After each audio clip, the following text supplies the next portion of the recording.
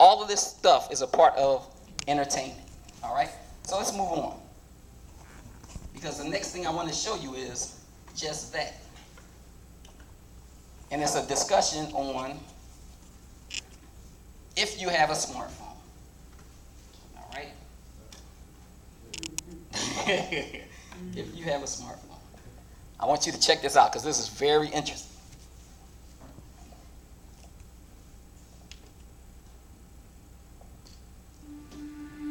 I can't even imagine what the suicide and homicide and just the rates of depression, and accidental death due to overdose are going to look like in the future. It's going to reach epidemic proportions. It's already, the statistics are already alarming, and yet nobody's sounding any alarm bells. No. Digital dementia. This is a real medical term right now. This is the idea that we're outsourcing our brains to our smart devices. We're so reliant on our smartphones that our smartphones are making us stupid. Does that make sense? So think about it. When you got to do a math problem, you pull out your phone. You're on your phone. So you're not using your brain to do that. It's auto-correcting your spelling. So you don't even have to think about it, or it'll pull the word up for you. So you don't even have to think about it. So it's actually helping to dumb us down, all right? So think about it. If I was to take somebody's phone and ask them to call some people on their phone, they probably couldn't even call them because they don't know the number, right? Here we go. Watch this.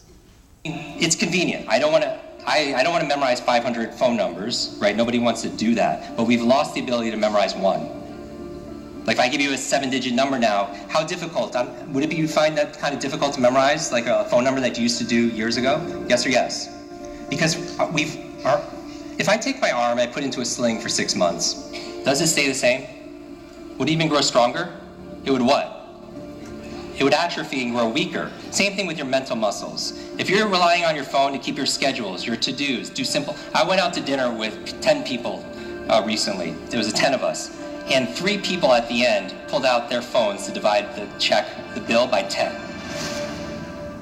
We've lost the ability to be able to do certain things, and so that's where digital dementia is. Smart devices could be extremely convenient, but they could be crippling also. So it could be a balance. Can I borrow someone's phone, please? Anyone? Thank you. Okay, there is a subconscious reaction to these devices when we use them, okay?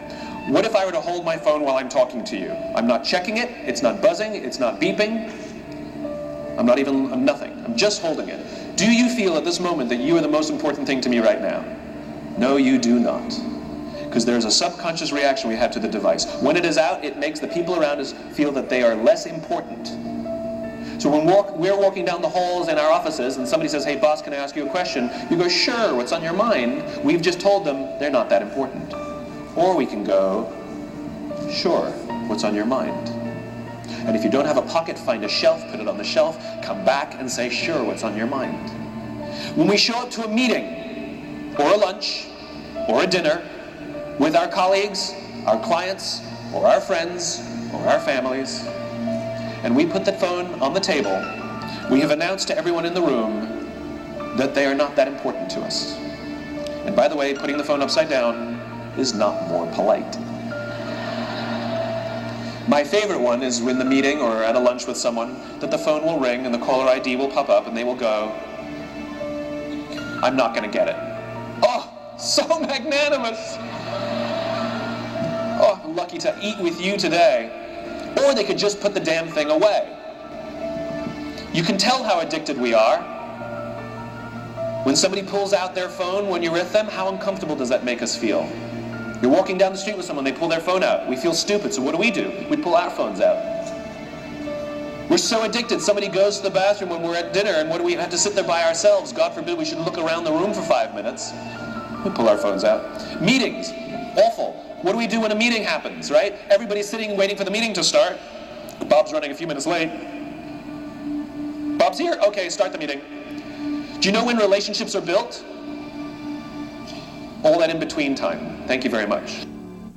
Now, this stuff is getting so bad that now they're calling it digital heroin. okay? And if you don't think you're addicted to your phone and your computer and all of that stuff, try to put it away for a week. Brother Ray, he just said, I can't. So it's like we're like cyborgs already, because we go everywhere with this phone, okay? If we leave that phone at home, we're panicking. Oh, I got to go back and get my phone. All right, so we got to pay attention to what's really going on, all right? Parents have to intervene. We have to stop giving our kids free access to social media and phones at young ages. They are not ready for it. Their minds cannot cope with the dopamine. Balance is fine. You can give a kid a phone, but they can't use it in their bedroom. They can't have it at the dinner table. They can't take it to school. Okay, so this, and you have to think about it. When you give your child a phone, they have access to everything. All right? Because that phone, they can go to pornography, they can go to all types of things using that phone. One thing that's interesting that a lot of people don't know, what's the logo for the Apple computer? The Apple. That's an apple with a what? With the bite taken out of it. All right? And that goes back to the story of Adam and Eve in the garden. Now these people, a lot of these people that are pushing these things and these distractions, they're occultists. Okay? So they're into numerology and all kinds of stuff. All right? But that apple with the bite out of it, there's a connection. Because if you look up the price of the first Apple computer that was put on sale, guess how much it was? It was $666.66. All right? 666. All right? Look it up. Don't take my word for it. All right? Whatever I say to you, don't take my word for it. Look it up. Do your own research and check it out. Okay?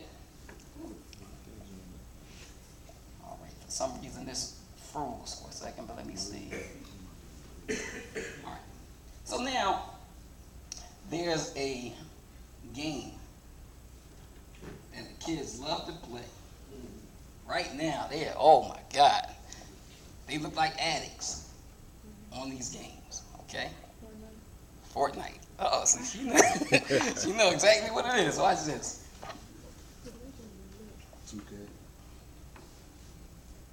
I want you to hear about this 9-year-old girl, okay? 9 years old. Next, a 9-year-old British girl's been placed in rehab for her addiction to online gaming. Her parents say she was playing for 10 hours a day without taking a break.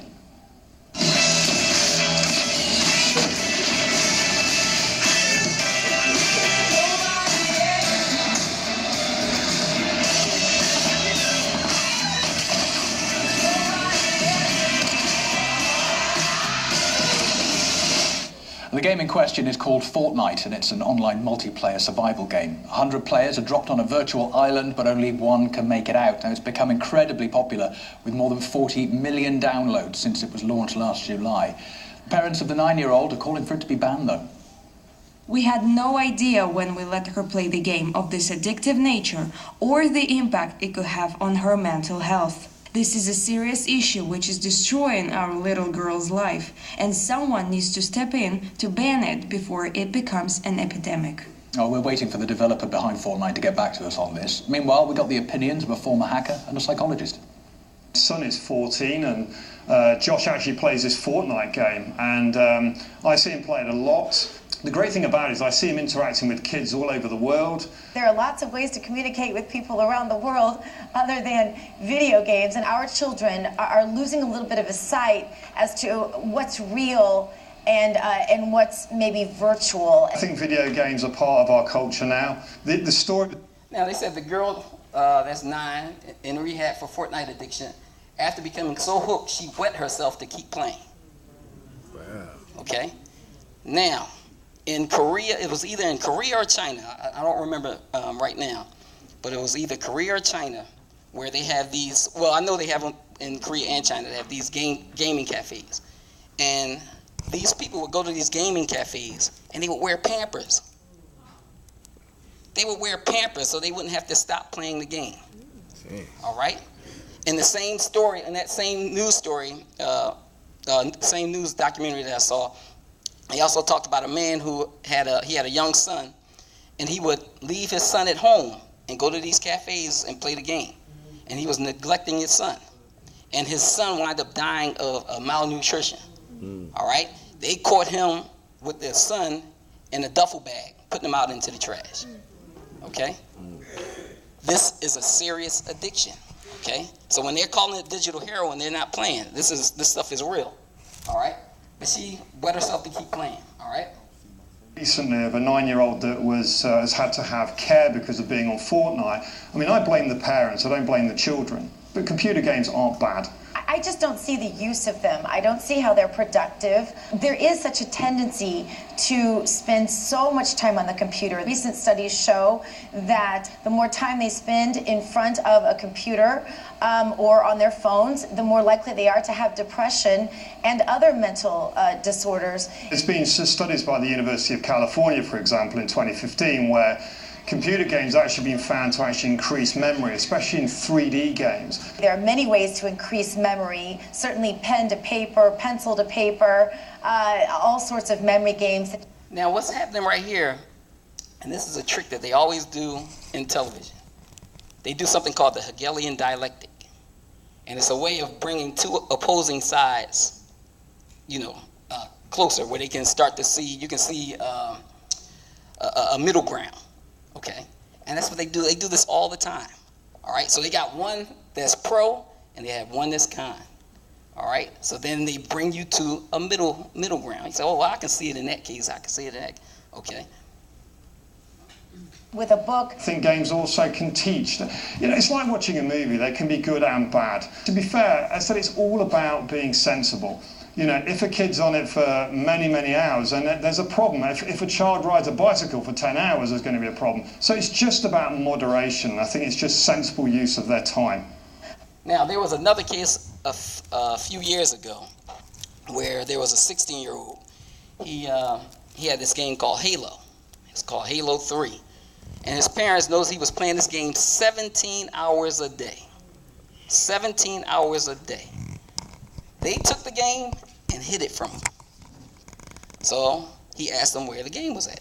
So, where's the game? They said, oh, well, we hid it from you because, you're playing it too much. He went looking for it. So as he's looking for the game, he found the father's gun. They were sitting in the living room. He went in there. He said, close your eyes. I got a surprise for you.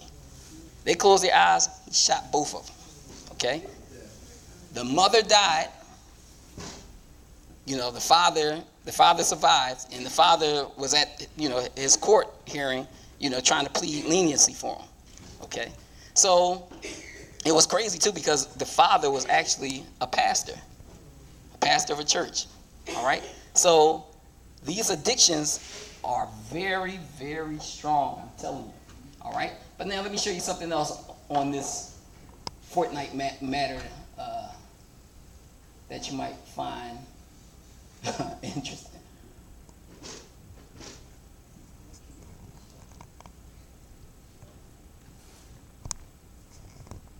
Study: Fortnite leading to divorce.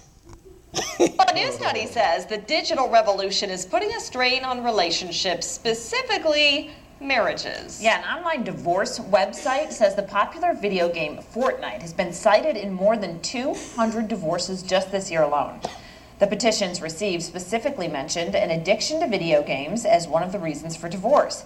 Fortnite was first released in 2017. Since then, it's grown to 125 million players playing online. So there you have it. Sometimes it's kind of nice. And think about how important the marriage contract is, especially in Islam, But you have people getting divorced over a video game.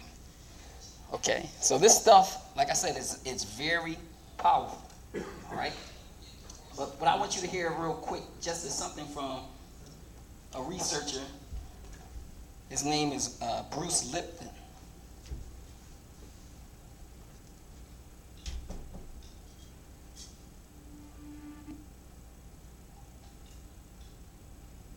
And Bruce Lipton is going to talk a little bit about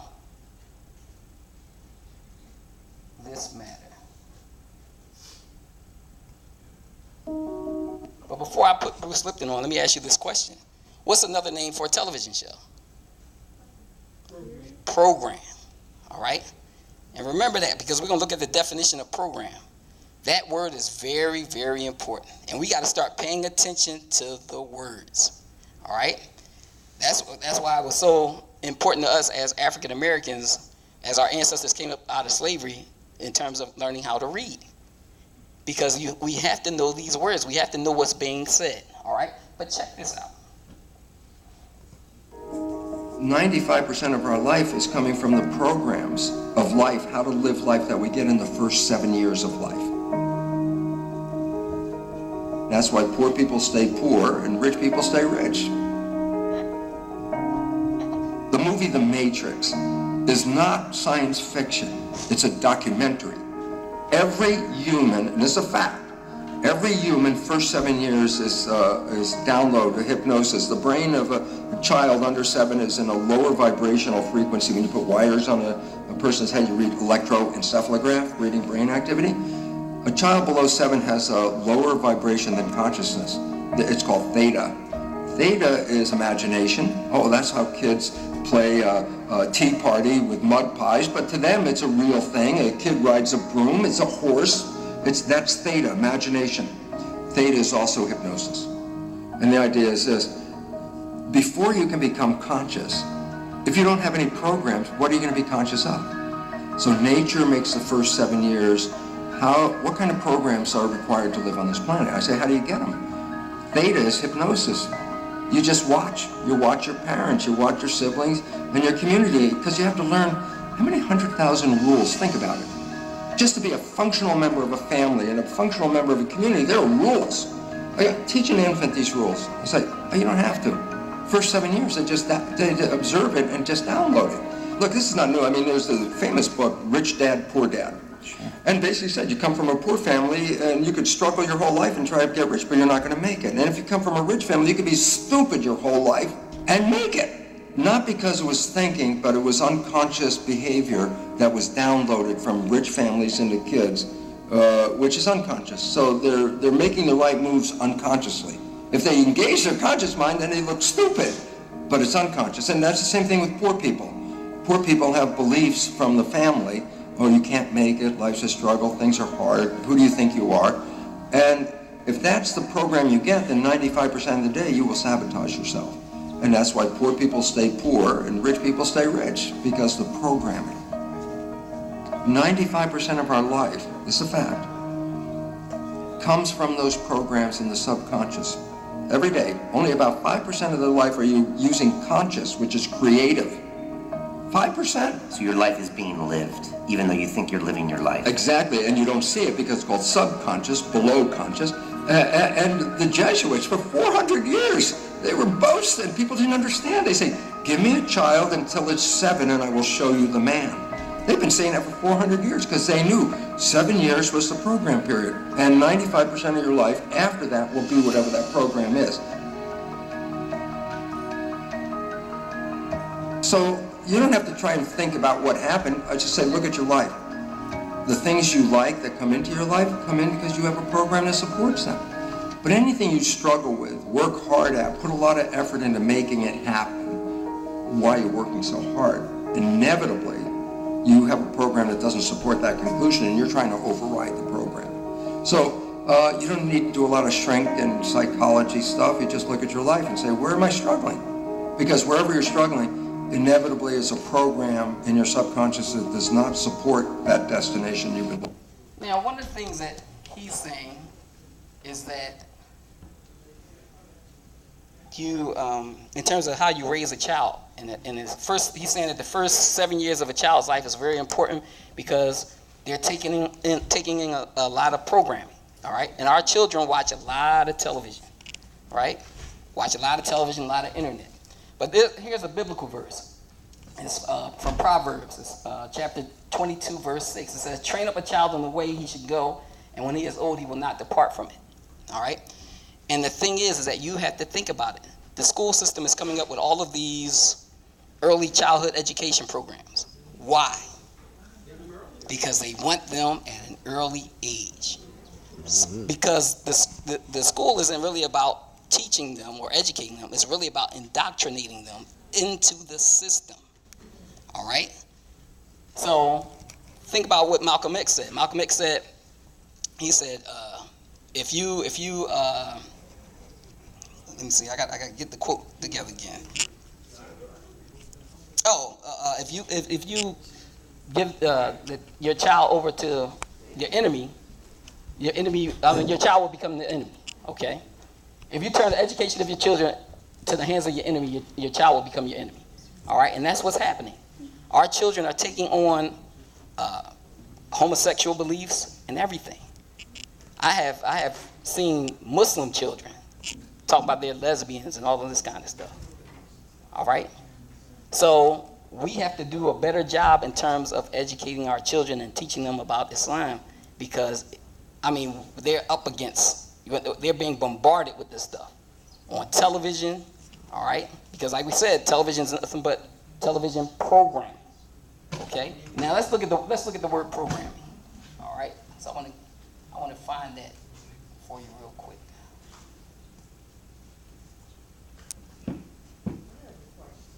Sure. In terms of caring about children's needs. Okay.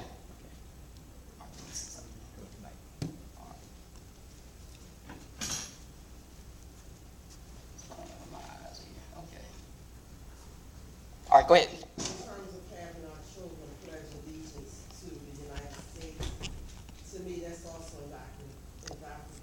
Indoctrination. Mm-hmm. That's also to me, like, why would you pledge allegiance to a country that, for more than 20 years, Exactly. But see, the thing is that we should only pledge allegiance to Allah. All right? Nothing else but Allah. Okay? So you're absolutely right about that. What we did when we was in school, we was taught, because I'm from the Nation of Islam, right. We was taught to stand up, and respect it, but don't put our hands over our hearts. And that too, because Allah, we sometimes we kind of don't remember that Allah is all-knowing. Exactly. Allah knows what's in your heart. Okay, Allah knows what's in your mind. Okay, so by you standing, I mean that's fine. But you're not pledging. Right. Exactly. And a letter was sent, was given to the students. Right. And they explained to the principals or whatever, and they respect that. Right. Well, that happens in school today too. Yeah. You know. And this was back in the '60s when I was in school. Right. Yeah. So they still respect your right to freedom of religion and stuff like that. But I stand there when if the kids are doing the Pledge of Allegiance, I stand there. Yeah. But no over the heart stuff and all that kind of stuff. All right. But let's look at the word program. All right. Program, as a noun, is a plan of action to accomplish a specified end. A plan or schedule of activities, procedures, etc. to be followed. Okay. As a verb, it says to insert or encode specific operating instructions into a machine or apparatus. Okay, so who are the machines? We are. People. So they're encoding these operating instructions into us. That's why they're bombarding television with so much homosexuality, because they want you to accept it. Okay, they're giving you operating instructions. What do you think to increase our population? Why do you think that's so? Now you hit it right on the nose. One of the big things that's with the elite is they feel like there's too many people on the earth. So one way to reduce population is to turn you against your natural meat. Because if I turn you against your natural meat, you won't what? You won't reproduce. Okay? So that's one of the games of this. Okay? All right, it says also to insert instructions into a machine or apparatus to absorb or incorporate automatic responses, attitudes, or the like. Condition. To set, regulate, or modify so as to produce a specific response or reaction. So these people are encoding beliefs into us and our children. Okay? What I tell people is when you watch television or you're on the internet or whatever, you're letting the outside world into your home. okay? So they're bringing all of these ideas into your home. One of the people that I like to talk about is Seth MacFarlane, okay? This guy, he's the guy that he's the creator of what show? Anybody know? Family Guy, okay? Seth MacFarlane is an atheist, and he's a strong supporter of homosexuality. So when we watch his show, we're allowing him into our minds to give us ideas, okay? But it's a whole lot of stuff that goes on in that show. Right, exactly. All right? Because the thing is, when somebody's an atheist, they don't have anything to govern their actions. They don't think they have any consequences. Okay, so they push the envelope as far as they can push it. Okay? In that show, they even teach bestiality. Because they have the dog on the show going to bed with women, dating women and stuff. All right? So over these 20 years, you wouldn't believe some of the things that I've seen through this programming. Okay? And the thing is that many of us, we can't step away from it because we're addicted to it. Okay? Go ahead, sister. One of the creators of Sesame Street says that Bert and Ernie was gay. Exactly. Even though the show was saying no, that he's saying he's a homosexual, that Bert and Ernie was gay. Yeah, he was a writer for the show. He was a writer for the show. But now they're denying that that's what he wrote. But he knows best what he wrote. All right. So let's move on. I'm gonna get to this because I think this is so important.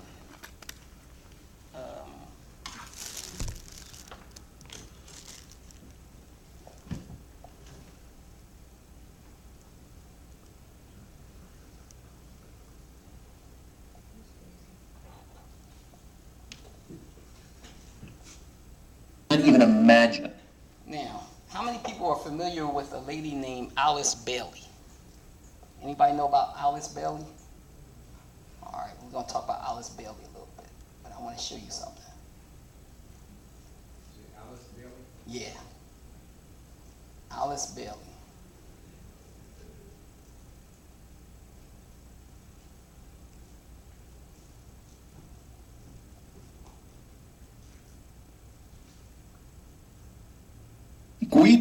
Now, Alice Bailey was an occultist, and she was a student of a lady named Helena Blavatsky, who was also a well-known occultist, okay? But they came up with this 10-point plan, or these 10 strategies to create this New World Order. Because whether you want to accept it or not, that's what they're building, a New World Order, okay? And if you look on the back of your dollar bill, you see it, where it says Novus Ordo Secularum, right? That means New Order of the World, okay? But now check this out, because I want you to hear this plan. This plan is heavy, all right?